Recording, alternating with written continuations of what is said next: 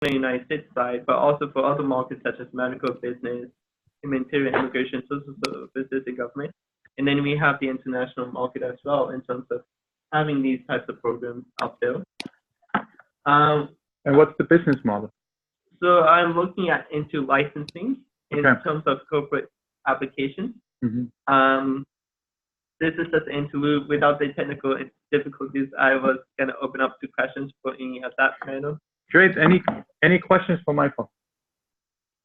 How much time do we have? We have 7 minutes. And so, go on. What's the underlying document model? Can you repeat the question, please?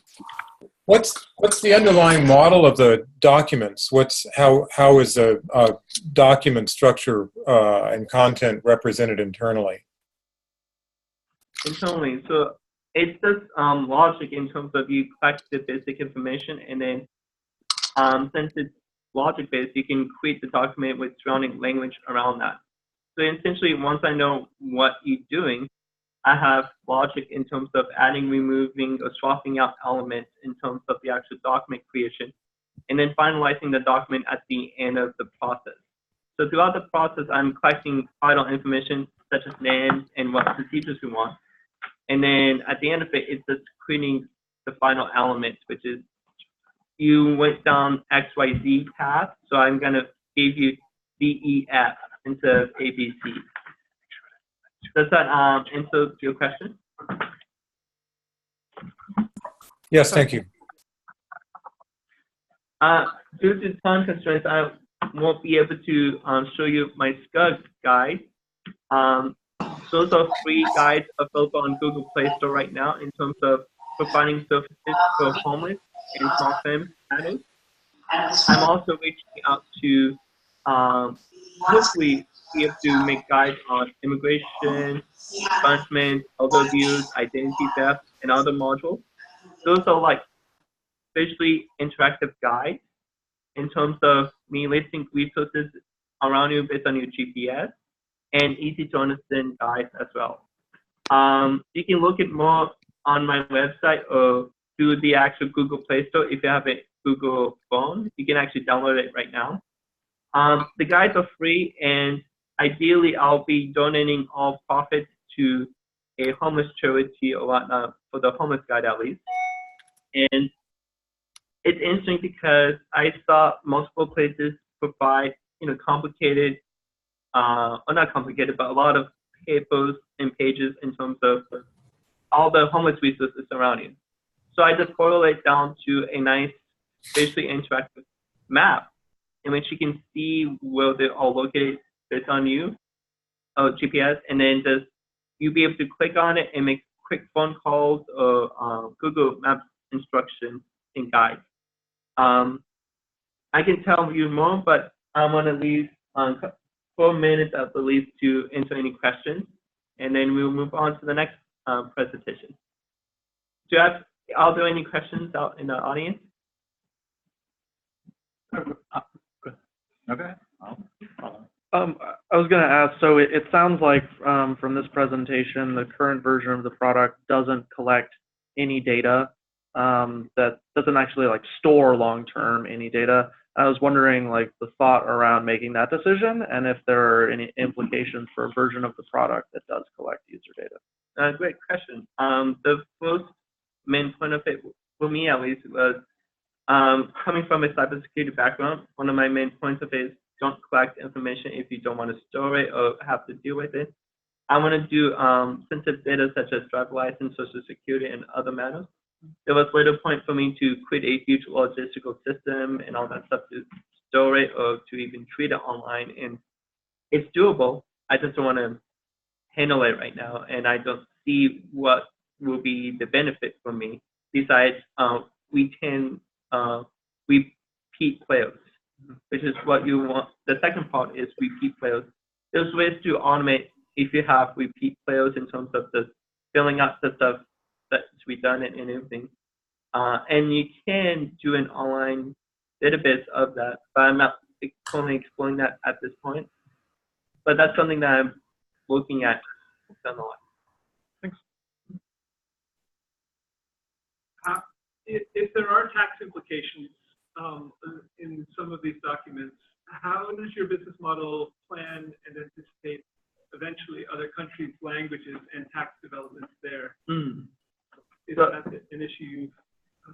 I haven't really put by much thought in terms of the international market because I'm concentrating on California law right now.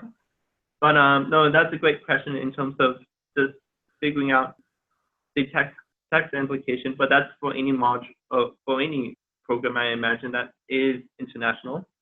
For me, I look more into licensing in terms of having these customized modules add places, and then they do whatever they want with it, whether it's for free or for marginal cost or what. My main focus was to develop these programs in terms of, is there a better way to do it? Yes, there is. Let's get this out places in which they know it.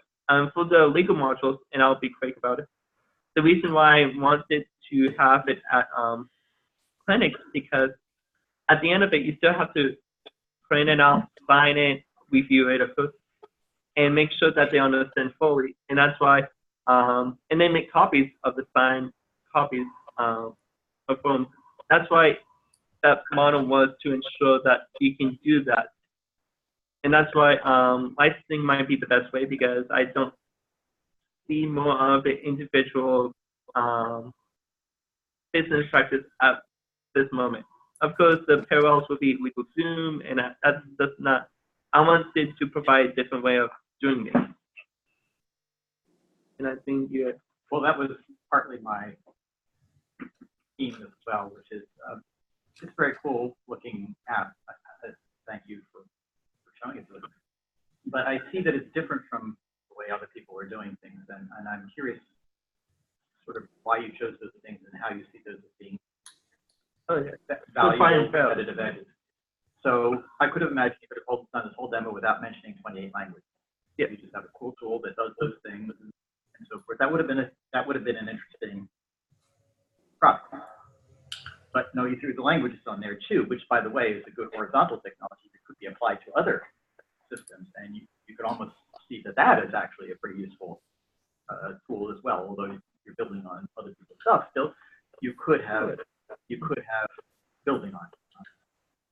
So you could have been, providing that capability to other people who are building similar kinds of apps, but you blended that in. Secondly, you've made it an app as opposed to a web service, which many people are doing to broaden the accessibility, which limits your accessibility with this marketing pitch that you need to be on the internet, but which is decreasingly an important issue, still important, but decreasingly important issue these days.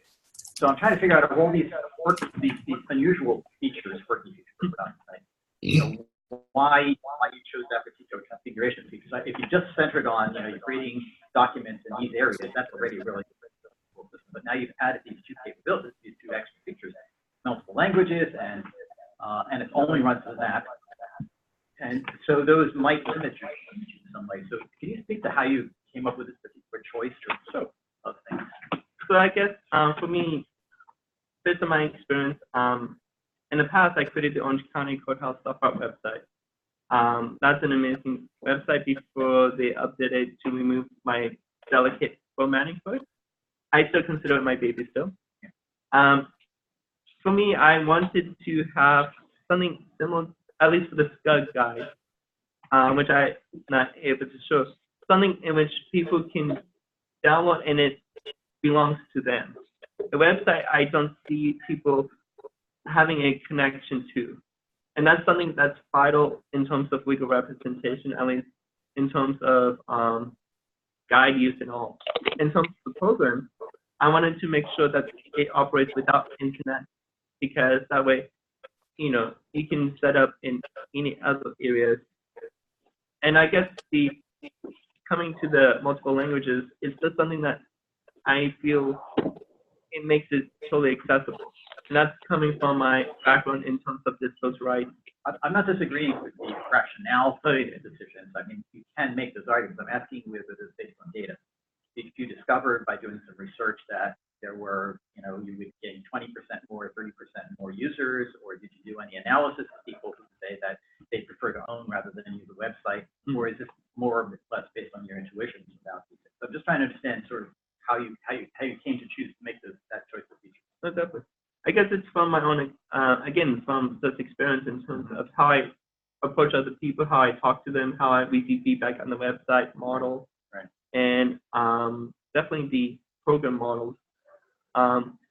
It's interesting because it's just like I said, when I was looking at the app stuff, it's going down to less and less people downloading it. But then Google, and this is the Android platform as well, they are implementing instant apps, and that's something that I'm actually actively exploring in terms of, at least for my guide, in which you can just offload the module of downloading it.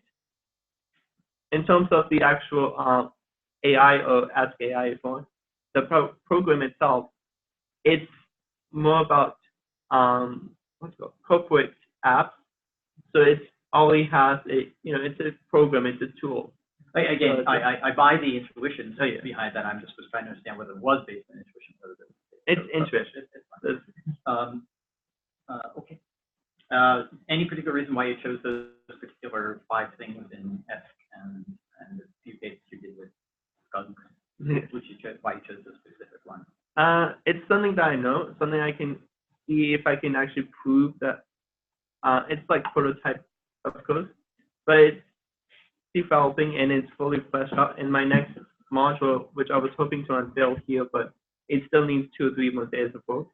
Will be expungement, and that's something that is just a different way of doing things in terms of seeing it and how can I lay it out. But thank you. Those are actually really thoughtful questions. Final comment. Kudos to you on your initials of your middle name and your last name, and how they do very well here. So. And that's one of my one real competitive edge. Well done. Yes. Yeah. Thank you so much. One last final question. If not, I'll move on to that. Yeah, I think we got to wrap it up. But if people do have more questions, Michael, if you could give us all your email address and just type it into the chat window. Oh. Okay. Email address, yeah. If you don't mind that, sharing that with the group, because sometimes people like to follow up with individual questions. Do you want that email address or another email address? Website.logpp@gmail.com. Oh, okay. That's fine then. Okay. Yeah, if that'll get to you, sure. Yeah. Okay, perfect. Thanks.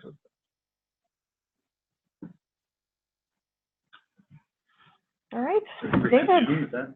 Pardon me? So you want me to turn it down via Zoom? Or? Yeah, Michael, if you can stop sharing your screen. I just did right now. Okay, very good. I'll just leave the meeting here. Yeah, so if you want to start sharing. Pardon me? The meeting ID.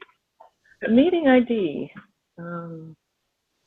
Feel free, anybody, to chime in who has that handy. Meeting ID.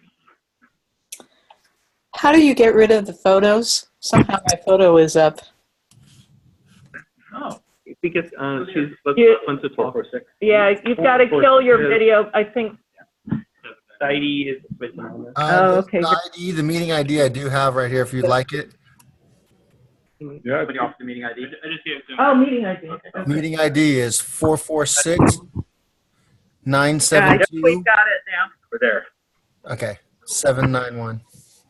Can somebody tell me how to get rid of my photo up there? Sorry, Monica. Yeah, but asking Well, it'll go away. at least they put my picture up Sorry, instead Monica. of my wet hair.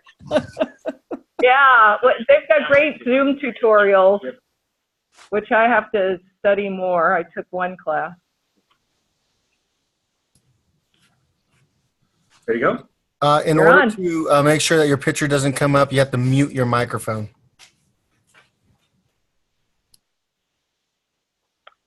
All right, All right, we good? I think we're ready for David and Okay. Integra. Some quick introductions. I'm David Fisher. I'm the founder and CEO of Integra. I'm joined here today by David Berger, our CTO, who's in from Las Vegas. Next to him is Daza Greenwood, who's a scientist and curator of law.mit.edu. the Media Lab back in Boston. He just flew in. Also here in the room is Catherine Zinn, Chief Client Officer of Oric, as an advisor to the company. And then dialing in, I think he's there, is Bob Craig, who's the CIO of Baker Hostetler. And we'll talk more about his role in a little bit.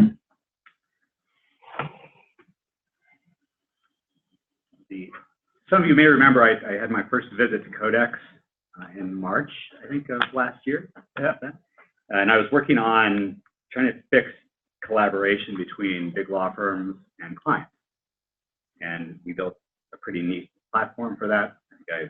At the time, we were a legal plan, maybe, and switched to Clear Legal, and there's been a number of evolutions since. But what we discovered, having built this wonderful platform for collaboration, that there was another bigger problem. And we're going to talk about that problem and how that was the genesis of Integra. So we all know cloud-based centralization is pretty amazing. I mean, if you look at the market cap of Amazon or Facebook or Google, it's what, $1.5 trillion or nearly $2 trillion of market cap from companies that really make their money by centralizing information, identity, services. It's efficient. You go through them. We love it. Clearly, the market loves it. There's some analogs in the business world. So Boxcom for documents. If you think about it, the Security Administration, the DMV, big banks, LinkedIn. These are central authorities, really, central repositories of information. In law, and this is something I discovered, there are big problems, with that sort of centralization. And so when we went to launch our collaboration platform, as much as people love the interface, they love the functionality, I kept getting these questions like, so why do we trust you? So we're going to give you all this sensitive information, use your cloud-based service. Why do we trust you? And fundamentally, we don't trust you. So as much as we love what you're doing, we can't do that. We're a big law firm, we're a big company, and we have different sensibilities. Really, what I discovered in this process is reputation and trust are social ideas. There is no intrinsic digital trust. And so Chase Bank, keeps your accounts, and you generally trust that they do a good job of it. Maybe they send you a statement, right? But there's no intrinsic connectivity or integrity in that data. You trust the government, maybe. You trust Google, maybe. You trust, and generally we do. And for most things, that's okay. But again, in law, ultimately it's not okay. And so consequence of that is information is extremely siloed. In law firms and companies, that creates a tremendous problem when it comes to collaboration, efficiency, productivity, security.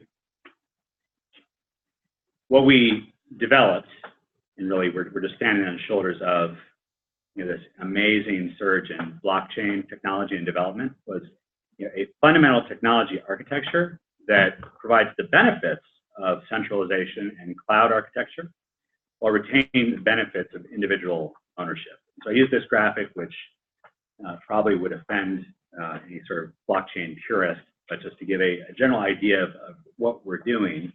We're going from the left side, which is individual data stores or databases, adding that to the efficiency of the cloud and centralization, and then representing what blockchain really is, which is a series of connected data stores or nodes or peers, depending on the terminology you want to use. They're all connected and synchronized, and we'll talk more about the trust that's inherent in that. So we wanted to build a system that could transform the legal industry such that we have the benefits of collaboration and connectivity, all the things we enjoy with the Googles and the Facebooks and the LinkedIn, while retaining ownership rights to data, while retaining security, privacy. Hard things to do, basically impossible to do in a traditional cloud architecture, but now are made possible by blockchain technology. So Integra is the platform that we propose to be the blockchain for law.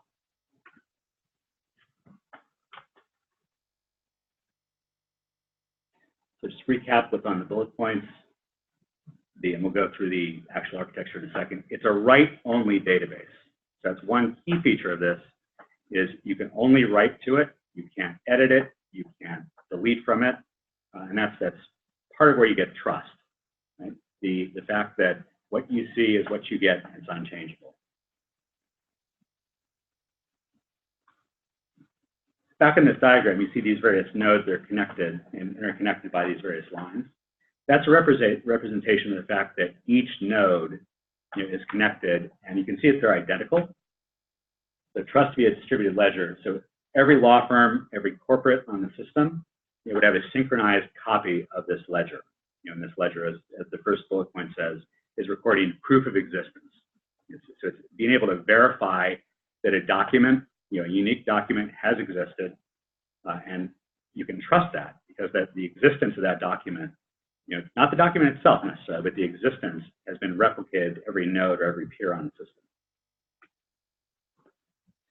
So, David, you want to just say a few words about sort of the different nodes and peers? Sure.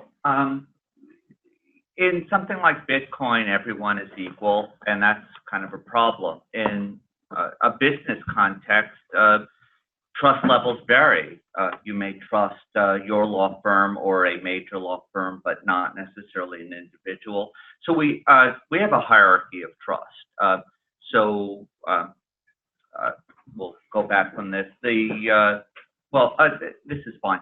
So at the top of the hierarchy of trust is the consortium that is getting set up, and this is we'll have representation from the top law firms, the top technology companies. That consortium grants a very high level trust to Integra as an agent, and then from there, members of the consortium are trusted at a higher level, so those are called Veritas nodes.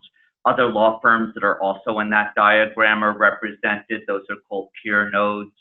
And Integra itself, the trusted agent, is called an Integra node. So this represents different levels of trust. If you go to the next slide, this is a little bit more of the architecture. So you can mix and match the nodes. So we have the law firms running their computers with their copies of their nodes in their own data centers. You can use the cloud if you want. So Integra will have some of our nodes running up on the cloud. And the Integra gateway is just a standard API gateway. This is the way most software that's running on the web communicates. So SaaS is software as a service. So that could be a legal document management system, a matter system like Clio. We have a law firm out there, a small law firm that isn't necessarily involved in the blockchain itself, where we have you and me, well, you guys are lawyers, many of you, but someone like myself who may need to go to my lawyer to get a will signed. So these people can even communicate, even though we're not running nodes ourselves, we communicate through Integra. And then this is getting a little bit more complex, but one question may come up. Well, if you're sharing data, is it really safe? Yes, there are cryptographic technologies that keep everything safe, but until everyone's comfortable with that, or some of the smart contract stuff you'll hear about, there are times when you kind of want to have your own mini network running. So this just represents the fact that we have network-wide situations where everyone is a member and you're replicating data, which David talked about. But if you have two law firms that want to do kind of a private mini blockchain because they don't want to keep even the existence that they're sending data back and forth, even if it's hidden, you want to keep that private. And the technology we're using called Hyperledger Fabric is the flavor of blockchain we're using, supports this idea of private channels.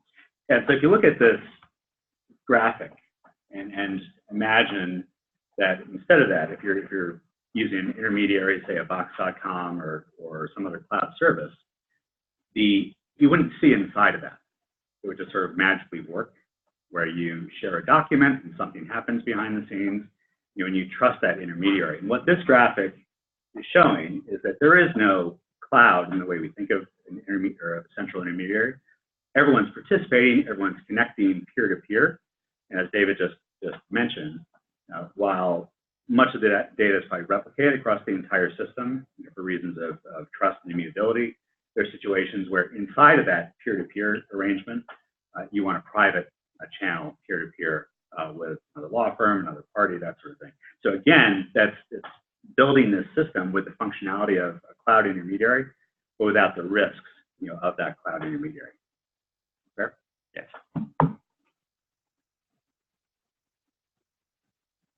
It's not updating. No. Oh, there we go. Okay, all well and good. So we've got the technology backbone to run this peer-to-peer, this wonderful blockchain system.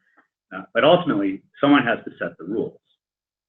If our company, Integra, Inc., we're the company that set the rules, we become the central intermediary, and that's a problem.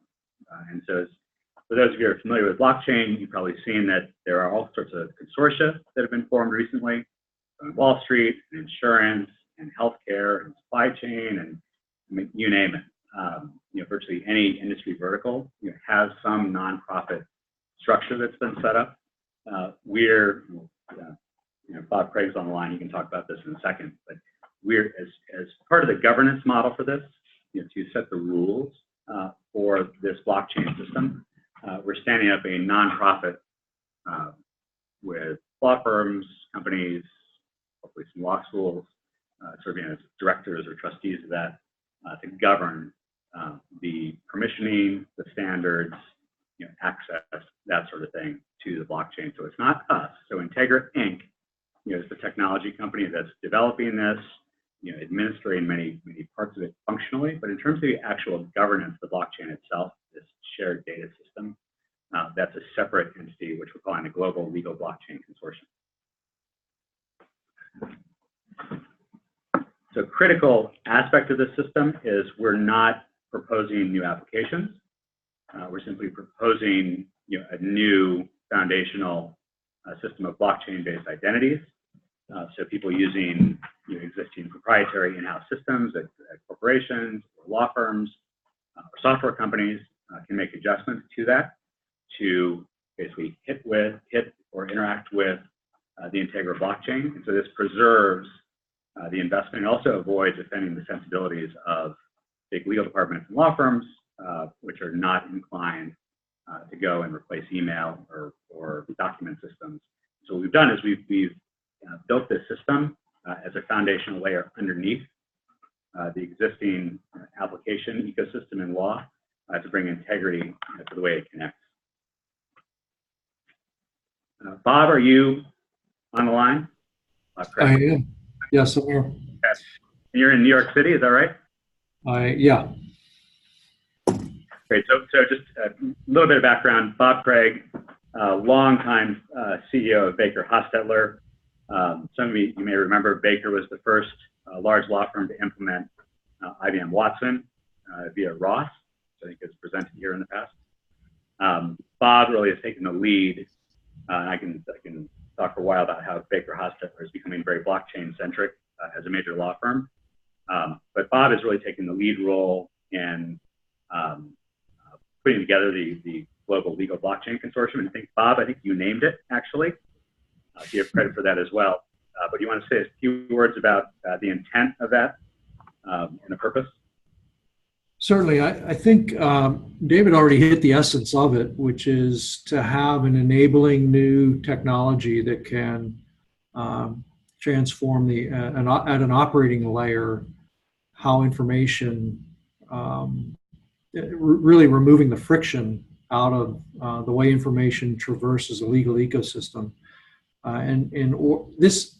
The way I view this, with the way our industry is already well into a disruptive phase, even aside from technologies like blockchain, those of us in the big law sector have a unique opportunity to get in a proactive posture to sit around a table with big corporate clients and talk about A, their business problems, and B, how blockchain-enabled systems like this can help to remove the friction out of the way big companies acquire our legal services. And we all know that there are increasingly diverse alternatives for those big companies to have their legal work done.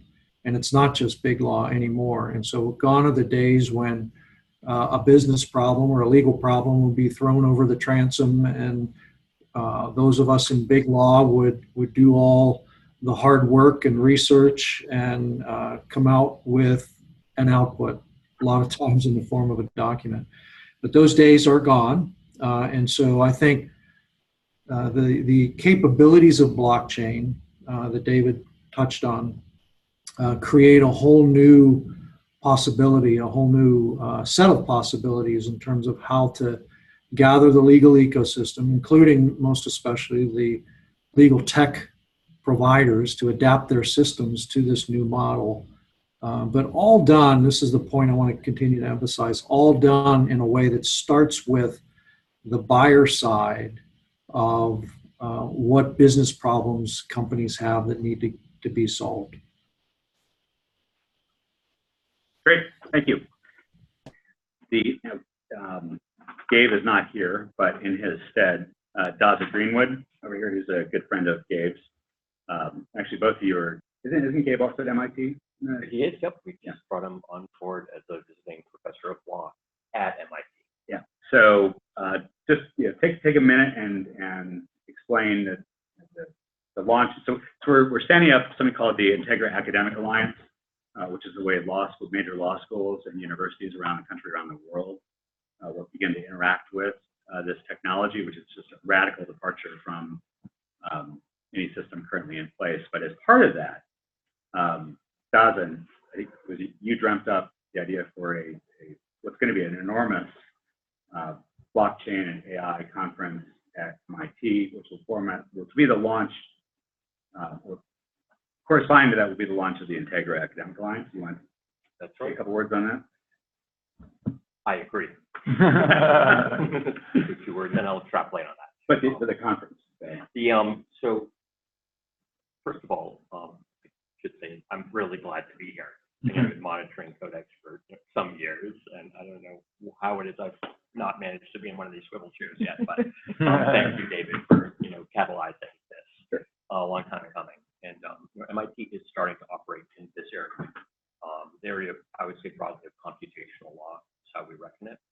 And we've got good support now from various countries, China and Estonia, France, and others. And part of that really is anchored in blockchain and exploring the Digital Currency Initiative and a lot of other folks, the law and blockchain.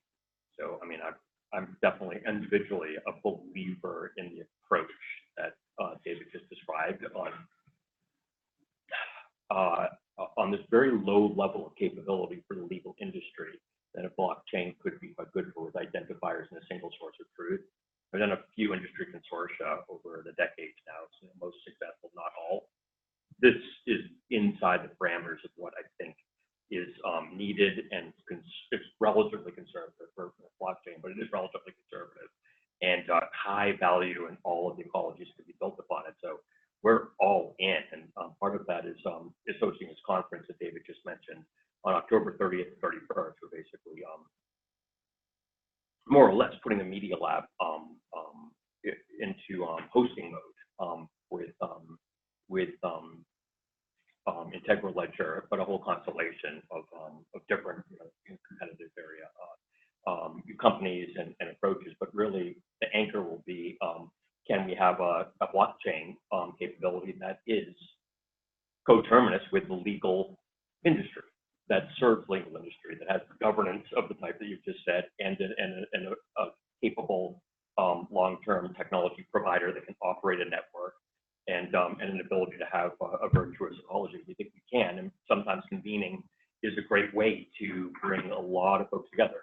Typically, we did away with being Switzerland in a way at MIT for law schools that could be very, where there can be some competition, and in the law, like for the most part, had more or less a free ride over the last couple of years, putting law at MIT together because we're somewhat off to the side now, Professor Sandy Pentland, that is he's the PI under whom I work in the media lab, the grandfather of computational social science, among other things, so physics, has asked me specifically, I just read the email again so I can say it correctly, to say that we would like to collaborate with you here at CodeX in the law school here.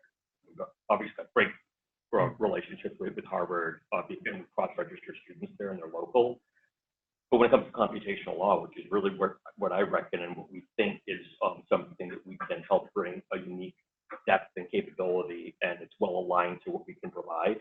We're not looking to start a law school, but we are looking to, the law is a big part of it. There's enough people now, Ron Rivest and Sloan and all over the place, that know that we can't do what we're trying to do without the law. And there's actually a number of people that are, like me, interested in the law, came out of the law, would love to go back to the law as soon as it's civilized with technology appropriately. And so we like in a certain way. Let me take that last part back, I'm sorry. Because it's extremely civil, and but it's not fully engineered.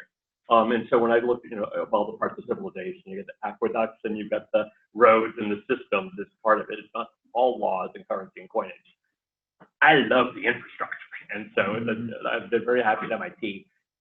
Our hope is that we, through collaborations and through deep, basically embrace, within, like obviously like our 501c3 boundaries, and also, like we're not backing a particular horse, but with an embrace of to catalyze the hope that a legal industry consortia that's healthy and sustainable can catalyze and can sustain and grow over time. We think that we can do our best work with companies and others that depend upon the law, and with the law itself, and all the new capabilities, the possibilities of startups and innovation, and just the deep wisdom of law, which has not yet really been part of a cycle back into our thinking for computational systems. So I do what I can to explain things as a guy sitting there in a chair, but what we really need is deep, systemic, long-term institutional collaboration to vector the wisdom of law, processes of law, in the way that's necessary to understand it for people that are coming up with algorithms and approaches.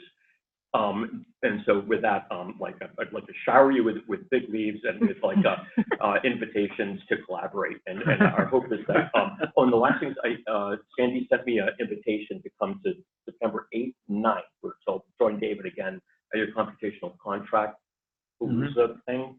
I understand it better, but we'd like to contribute and play and be a more or less like a net provider of hacks and support, in the hopes that maybe we can leverage that as to build relationships.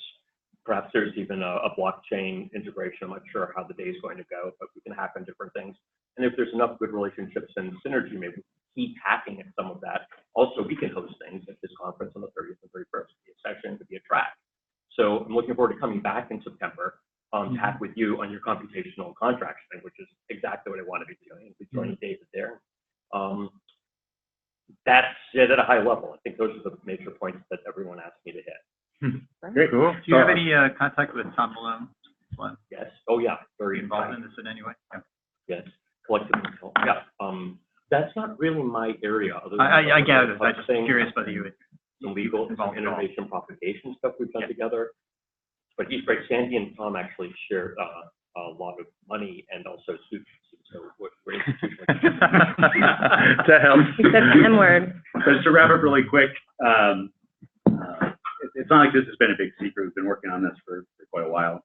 But the big sort of unveiling, so to speak, will be alongside ILTA, the ILTA convention in Las Vegas. At the Four Seasons, 3 o'clock next Tuesday. If you happen to be in Las Vegas and would like to come, go to legalconsortium.org, register there. Feel free to share that link. And if you can attend, we will be live streaming it. So again, go to that link and register for live stream. Cool. So one of the folks online asked, so why not use Ethereum? 24 transactions per second. Cyber currency, which is hard to describe, tokens and gas, describe that to a lawyer, that's really tough. It's not permissioned. You can't break it up. There have been forks. JP Morgan forked it with Quorum, and the tools barely work. I tried using it. So we looked at Ethereum at first. Those are the really high level ones. I'll add my 2 cents to that. So I'm a big believer in public blockchains as really the strongest trust systems. I think most people would agree with that, and Bitcoin purists would suggest that Bitcoin is the only true proven, over 10 years or 9 years, whatever, sustained. I'm a big believer in public blockchains. We made the assessment that for the legal industry, where the average person, let alone the average lawyer, law firm, doesn't understand public blockchains, and we felt that there would be serious adoption problems aside from some of the technology, throughput, transaction volumes, speed, that sort of thing. Bitcoin 6 transactions per second. There you go. So we felt that my personal belief that over time, everything will migrate to public blockchains, but for the moment, for the legal industry, we need to keep this walled garden to make sure there's some level of comfort that, for example, just major law firms, major corporate legal departments run the nodes. We felt that trying to explain, again, to the average compliance officer or law firm CIO that some random person in China or Estonia or whatever is running a full node, of the American legal system would be a bridge too far. So that's why not Ethereum. David, as part of, at the event, we'll release our white paper that has a little bit of coverage in the overview. And obviously, I would love to talk for hours and hours to anyone who wants to contact me and discuss it in great detail. Sounds great. Any of this? We don't have a question. So this is a super long game. And I wonder, for you, my inner skeptic is who stands to benefit? And so I think back to a good friend of mine who was involved in the creation of the original Bitcoin protocol, and before that the Linux kernel. And what he found is that in the next the next 10 years, most of his working sort of professional life was consulting and helping implementation of organizations who want to implement those tech stacks, rather than any sort of product-based proprietary type model, right? So I wonder, for you as sort of evangelists for this flavor of adoption, where do you see this in let's say 10 years? And more specifically, where do you see your individual roles in this in 10 years, or perhaps those of your organization in a sort of more arbiter type role, or more in a, right? So I'm curious as to how you might see that. You described it. I mean, it for the next, call it 2 years, it's largely a consulting model on it. I mean, there is the sort of the utility aspect of it, which is also part of the company. We see that probably sunsetting, after some period of time. I guess an example we use is Network Solutions, and ICANN, which for a period of, I guess, 20 years, or I forget how long it was, and this won't be 20 years, but so they have the exclusive right, for domain name registration, and eventually that fell away. For our objective, keep in mind where I came from, right? So I built a collaboration application and hit this problem of data integrity and privacy and security, which I discovered was endemic to the entire ecosystem. And so at the urging of many of the law firms with whom we were speaking and corporates, we shifted our attention to stand up the infrastructure. We expect that this will be a multi-year venture doing that. But at some point, this is a public system, and it's value-added services and applications. And what do you see as some of the applications of the first use cases? Yeah, some obvious ones for this have been anything in IP, provenance on registry. Provenance, okay. Yeah, so that's one. That's kind of a simple one. Bigger ones are global contracting. Okay. Where this has been proposed by several companies. Sure. Where if you have thousands or tens of thousands or hundreds of thousands of global vendors, maintaining insight into on the issue of smart contracts, people tend to focus on smart contracts, and that's fascinating, and that's not our focus. The question is, where does that smart contract reside, or where are you anchoring that? You're anchoring a smart contract in Ethereum or Bitcoin or whatever. This, in a certain sense, becomes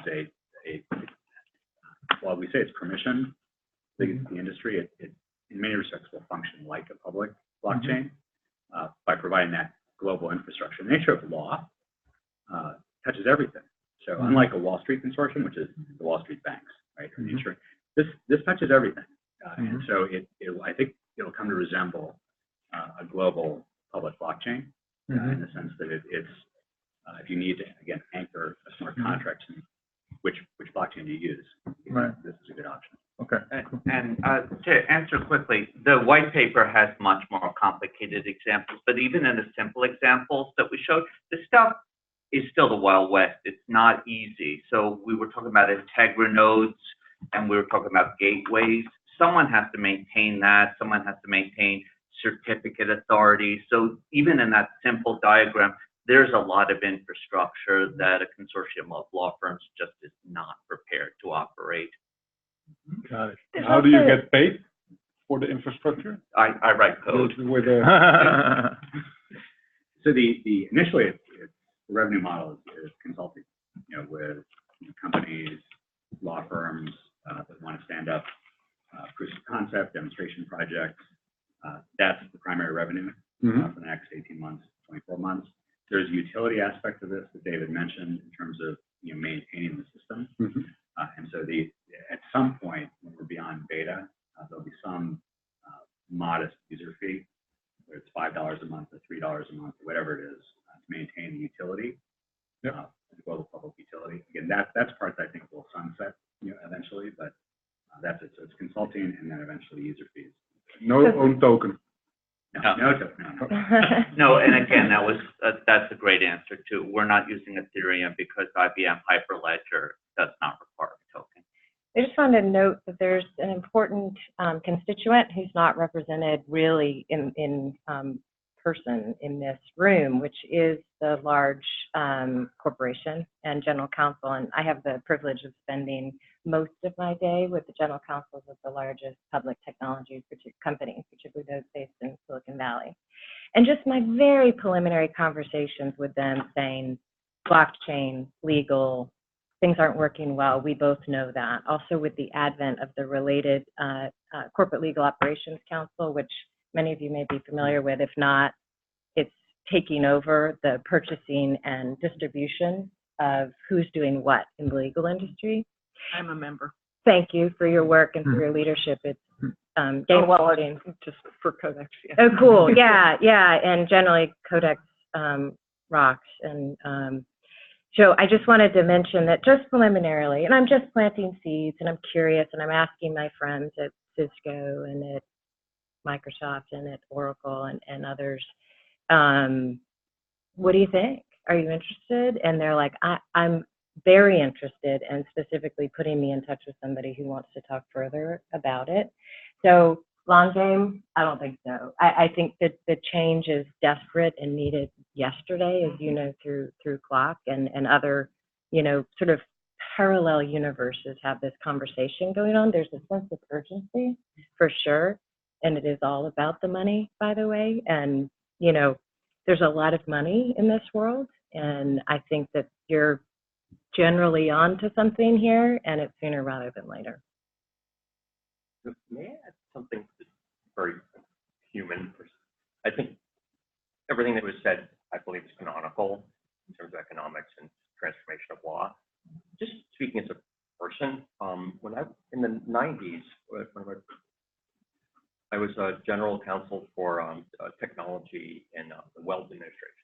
Governor of Massachusetts, that would be like a Fortune 50 company if it was private, and it was happy for largely because they were all technologists, and I could script everything, all the procurement stuff, everything was like definite.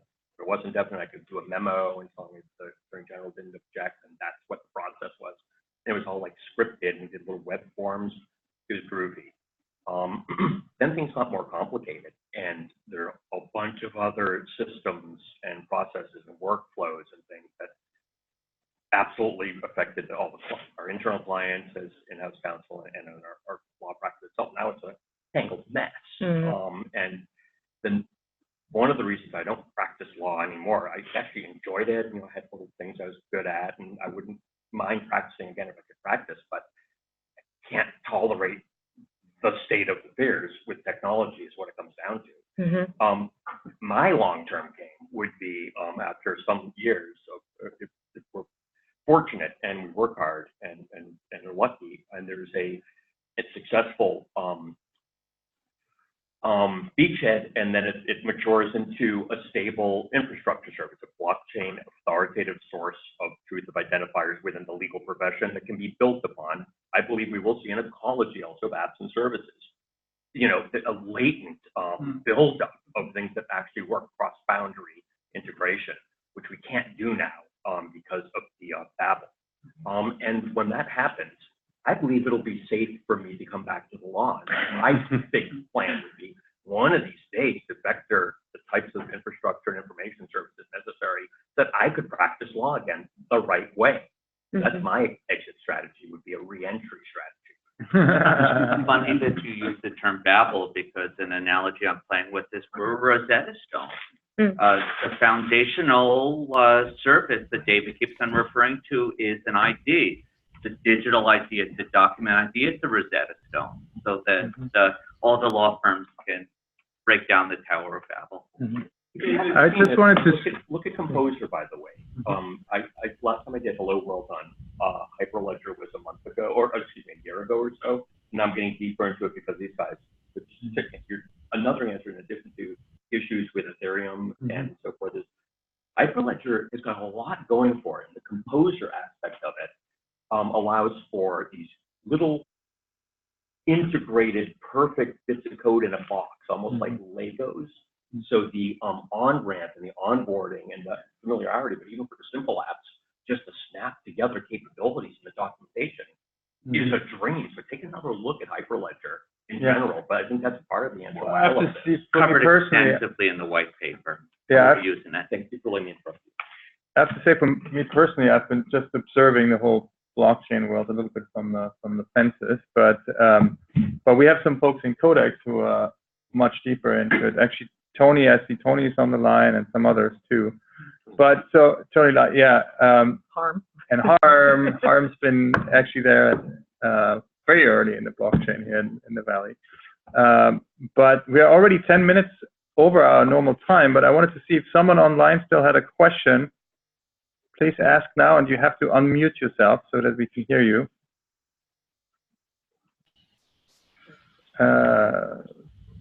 This is okay, so then go ahead. I don't have a question, but I have just one observation I want to add. The parties or the entities that we haven't really talked about are the courts or other regulatory bodies. And so I think one of the things I'm most excited about with respect to the Academic Alliance is really almost as a bridge to those bodies. And as a law firm that's handling the largest bankruptcy around right now, the notion of applying these kinds of capabilities to a large, multi-party, multi-document set that needs a whole lot of trust in the process in a bankruptcy proceeding is a proof case that we're going to be working on, and I think is really extraordinarily exciting. Yeah, well, that's very interesting, and I've always been, curious. I get the whole sort of the idea in the abstract, but it's very interesting to see then, the first movers and what are their first use cases, right? And if Bob, this bankruptcy is an interesting use case. I think that's quite interesting. So, well, thank you all for coming, and thank you also for dialing in. Sorry for the technical challenges we had at the beginning, but it all seemed to work out fine. I thought, two really interesting and kind of mind-bending presentations. So it's been really good to have you all here. Our next meeting is going to be, I don't know. So we're going to have a meeting next Thursday, August 17th, and then we're on break for a few weeks, and then we'll be back on September 14th. Cool. All right. Yeah. All right. Thank you all. Okay. All right. David.